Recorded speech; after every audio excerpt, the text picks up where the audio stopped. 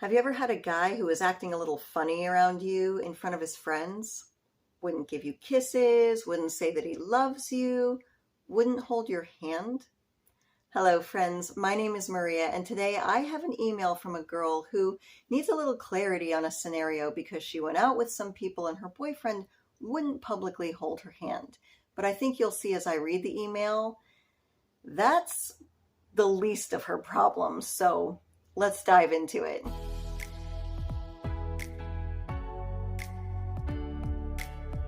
Okay, I'll call her Melissa. She is writing about her boyfriend, Matt. And Melissa writes, Dear Maria, I met a guy online, Matt, and we've been dating casually on and off for about a year now. I'm 36 and he is 42. We do not live together. He's divorced and has a couple of kids. I'd like to get married someday. I am open to having kids. I say we've been dating on and off because Matt has broken up with me a couple of times. And then after about a month, he texts me, begs me for me to come back, and I always go back to him. I joke to my friends that I never know when I'm going to get dumped again, but deep down, I feel really insecure in the relationship, and it's not so funny. Last weekend, I had a very upsetting night. I asked Matt what he was doing Saturday night, and he said he was going out with a couple of friends. I asked him if I could come along, and he said yes. So I met him at his house, and then we drove out to the bar to meet his friends. When we arrived, I found out the friends we were meeting were two of his guy friends and a girl that he had never dated, but he told me later that they had met online and hooked up a couple of times in the past. We were all sitting at the table, listening to the band and having a few drinks. I would try to hold his hand.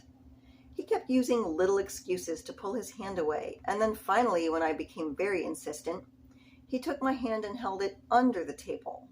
Later on, I found out that he had also been hanging out with her a couple of weekends prior, and his friends didn't even know that we had been dating. When I told him I thought that was strange because we had been dating for a year, he said, No, technically we've been dating for about 6 months, and I don't like to tell people my business. All night long, Matt was giddy and laughing with the other girl, offering to buy her drinks, and they were talking while I was sort of sitting at the table, keeping to myself. At the end of the night, the other girl suggested, hey, we should all go get cheeseburgers, and Matt agreed right away. I told him that it had been a long night and I was feeling kind of tired, and he suggested that perhaps I should take an Uber on home. I was wondering if you could give me some clarity on the situation. Thank you so much for any advice, Melissa.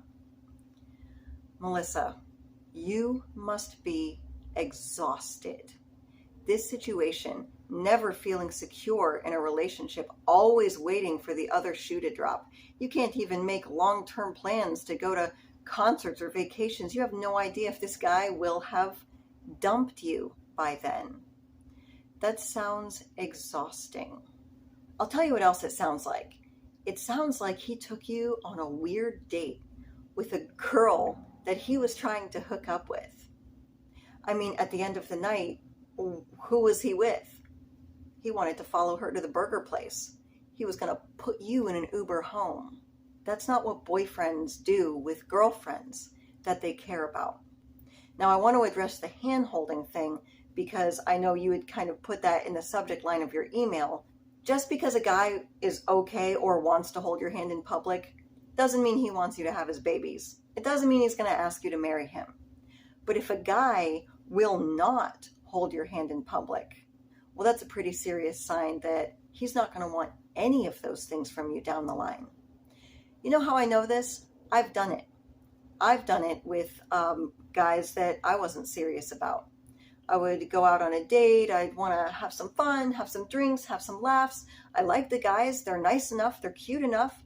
But, when we're downtown and we're walking to the next bar, if they reach out to hold my hand, I'll make little excuses not to hold their hand, because I don't see them as a serious long-term prospect. And I don't want anybody around me or who I'm with to think that we're a couple. Also, the fact that you've been dating for a year and he hasn't even told his friends about you. Now, I know that a lot of times some people don't like to tell their friends or family about who they're dating for a little while. They don't want to get everybody all excited. And if it doesn't work out right away, they don't want to deal with, hearing about it afterwards. But it's been a year. This guy would know what his intentions are with you. From reading this, it sounds like his intentions with you are to keep you around as a placeholder for his convenience when there's not someone else that he's trying to hook up with. He doesn't care if he gets married or has kids. He's already done that. He's out to have a good time. Don't let him have a good time at your expense. You said you're 36. Even if you left this guy right now, it would still take you a while to find someone that you were romantically compatible with, and then maybe another 1 or 2 years to decide if you even wanted to have children with them. Then you're 38. This guy will waste your time until all of your dreams for yourself aren't even possible anymore. The biological clock is not a sexy subject in dating, but it is very real. And honestly, Melissa, even if you were 23, this guy does not respect you enough to deserve to be in your life. Please do not let Matt try to convince you that he and this other woman are just friends. They're not just friends. They're two people that used to sleep together. Men put women into categories. You said that they had never even dated. They were never even boyfriend and girlfriend. They were just hooking up. He's put her in the hookup box. She's now an opportunity for sex. If they were super best friends or even remotely good friends, you've been dating this guy for a year, you would have run into her before now, and you might disagree and say, hey, they could be just friends because Matt had no problem with me coming along on the date. He said yes, and he had no problem with me being there. Because he doesn't care what you think.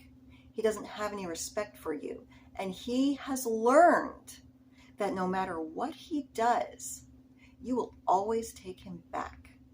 And quite frankly, he's being childish. He just keeps pushing the envelope and pushing the boundaries farther and farther and farther. He is starting to really get it solidified in his brain that he can get away with anything. He's getting way too comfortable with you being the safety net that he can always go back to so he can run around and do whatever he wants. And when that doesn't work out, it doesn't matter. He'll just text you up and he won't have to be alone. He doesn't have any consequences for the decision that he makes. Now, it's not your job to teach him the consequences of life, but it is your job to take care of yourself. And Melissa, part of the reason this man has so little respect for you, and please don't get upset at me in the comments, but it's because you do keep taking him back. And because you keep taking him back, and because you had to write to someone to get clarity on your boyfriend who won't hold your hand in public, it says to me that somewhere along the way, probably growing up, you witnessed relationships where one person was always leaving and coming back, and then it was fine until it happened again. Or there were big fights, and then nothing was ever really resolved. It was all swept under the rug, and we all got on with our day until the next big fight. Turbulent relationships, to you, they feel completely normalized. And that's why this relationship with Matt feels like home. It feels familiar. But it doesn't mean that it's healthy. And it doesn't mean that this is the kind of guy that you want to have a baby with. And it doesn't sound like he's going to give you a baby anyway, unless it's an accident. And then you'll have a miserable life.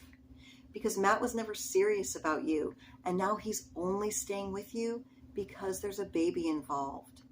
People who are in relationships like this are not happy. You want someone who's in a relationship just as much as you are, and Matt's not in this relationship. He always has one foot out the door. He's constantly peeking over the fence. He doesn't want to hold your hand in public because he's afraid it might cost him an opportunity for something better. You go be someone else's opportunity. There's someone out there who is looking for their opportunity to get married and have a family, and you could be that person for them. You are an opportunity for someone else who is looking for love just like you are. I would highly recommend researching attachment styles and really starting to do some serious work on it. And I will tell you this much about me. It took me about 18 months of very hard work. And when I say very hard work, I meant I had finally hit a point where no more messing around. I was committed to helping myself. I had always been in relationships that sound like what you're talking about.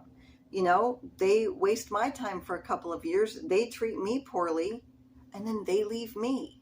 I had never let myself be the one to say, hey, I'm drawing a boundary. You're no good for me. And even though it hurts my feelings, I'm going to have to walk away. Once I was able to push through that fear and do that one time, it changed everything for me. And you know, I got better and better at seeing the red flags. So you don't get involved with people for an entire year. That's what makes it really, really hard to leave, when you've really invested in this person, even though they're not investing in you.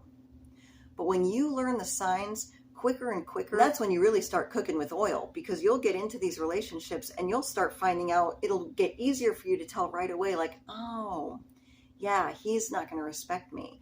He's not going to invest in me. This guy's not the guy for me. And you can start sifting through people faster, so you don't run the risk of getting way too invested in a guy who's no good for you and who will just waste your time. And I'd like to use this as an opportunity to say thank you for everyone who answered the poll. Finding out someone's interest level is really important in relationships. It's one of the most number one important things. And also emotional self-control, so you can give yourself the space to listen and let people tell you who they're going to be in relationships. And we'll be going over all of those things. Thank you so much for your feedback. If you'd like to join my Facebook group, it's called Welcome to the Other Half. Melissa, I would love to see you join the group. And that way, as you're working on healing your attachment wounds, if you ever have any questions or need someone to talk to, even if it helps keep you from texting some guy who's no good for you, go ahead, post in the group. I'm always happy to talk to you. And Melissa, I am your biggest cheerleader today. Get out there, and perhaps for the first time in your life, you dump someone who's not treating you the way you deserve to be treated, who's jerking you around and wasting your time and using you as a placeholder and disrespects you so much that he's flirting with another girl right in front of you. You know, we can only give people as much consideration as they're giving us. And I'm sorry to say, this guy is totally using you. So you go ahead and you use him to practice standing up for yourself, to practice controlling that attachment wound, to practice loving yourself. You practice on Matt, and then you go out and you be someone else's opportunity for their great love.